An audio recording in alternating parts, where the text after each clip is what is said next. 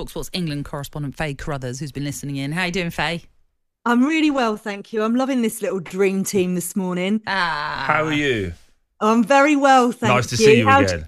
How's your ego, Troy? It's still massive as ever, you know that. Tell me about it. We've had to change the size of the doors just to get his head in. That was before I started talking. I didn't want to say anything, no. But listen, this Kane debate is interesting. It's fabulous that he's going to be celebrating his 100th cap tonight at Wembley, so the home of English football, if you like. But in your eyes, he's a legend, isn't he? What he's done for the country? Of course he is. Any centurion goes down in history. He's amazing. And I see what Tony was trying to say, but there's no way on earth, exactly as Troy said, every single player wants to affect the game. Even if they're not having a good game, somebody like Harry Kane can just pop up with a little bit of magic, even if it's in, late in the game or teeing up somebody else or creating a bit of space. And he's got everything in his game, Harry Kane, in order to do that. And yes, we didn't see the best of him at the Euros. But, he's still Harry Kane and desperate to score tonight on his 100th cap as well. He was talking about his golden boots. He's like, you kind of can't score if you're wearing them. You can't not score. And yeah, I think he's been fantastic for England. He's a brilliant leader behind the scenes as well. Yeah, and you spoke to him yesterday, didn't you? A little sit down with him. In terms of what he's like off the pitch to talk to, what is he like?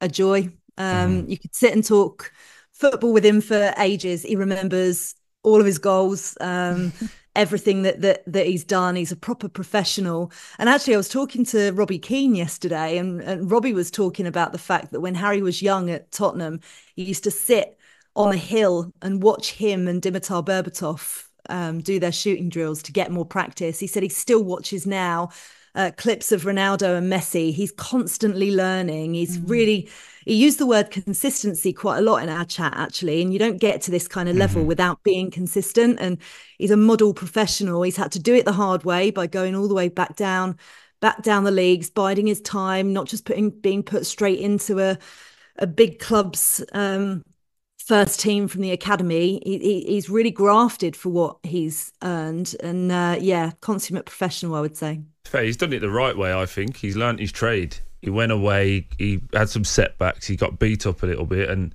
found his home, and he was ready for his opportunity when that came. I think it was Tim Sherwood who gave him his opportunity at Spurs, I think. And if you would have asked people at that time, no one would have said Harry Kane would go on to be what he's been. He's made it, he's worked, and I know people that worked with him at Spurs, and they'd say he'd stay out and have like 50 balls and shoot from all different types of angles and work at it. And then, do you remember that goal he scored against Arsenal? But he cuts in from the side. It looked like a cross, but it went straight to the top corner. I remember Etienne Capoue saying that he practices that, and he'd be like, "No, he doesn't." He's like, "Mate, he does." Really? And I was like, "Oh, okay, fair enough." And then you get to know him, and he's a lovely, lovely bloke, and he's worked hard and he's led this team. And I think the problem is, there's an old Batman line and a bit cheesy saying this, but you live long enough to see yourself become the villain. He's been around so long now that he's gone from the hero to, right, we want the next one. We want the next one. Would you not agree, Faye? Yeah, that do you know what? I've never heard that line before, but it does match. And again, we go back to be careful what you wish for, because we're not going to see another Harry Kane. They're not necessarily made like he is now. I know he's only 31, but the amount of time that he puts in, as you just demonstrated there, is absolutely incredible. And I think sometimes a lot of kids coming up now are guilty of just thinking they've made it immediately because squads are so big and they get their opportunities so much earlier. Whereas he's really had to work for his, so he's desperate not to let it go, and he wants to get as many caps as he possibly can. He's not bothered by all the different records, but at the same time he is. They're things to reflect on, when he's older, and see what he's achieved. And he just breaks records left, right, and centre, and has done for England. And the biggest thing for Harry, I think, which would put a lot of this stuff to bed, is for him to win a major trophy. I think that would be, really change people's perception, because he's always going to get that levelled at him. Faye, we'd have 20 legends then, no?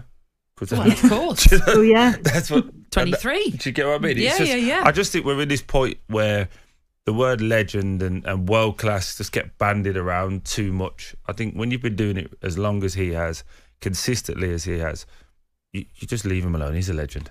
Just pick your battle with somebody else. Agreed. Faye, thank you for being with us today. Enjoy tonight. See you later. Enjoy listening to the rest of the show. See you later. Cheers. talkSPORT Breakfast, waking you up Monday to Friday morning from 6 a.m. on AM, on DAB, via the talkSPORT app and on your smart speaker. talkSPORT.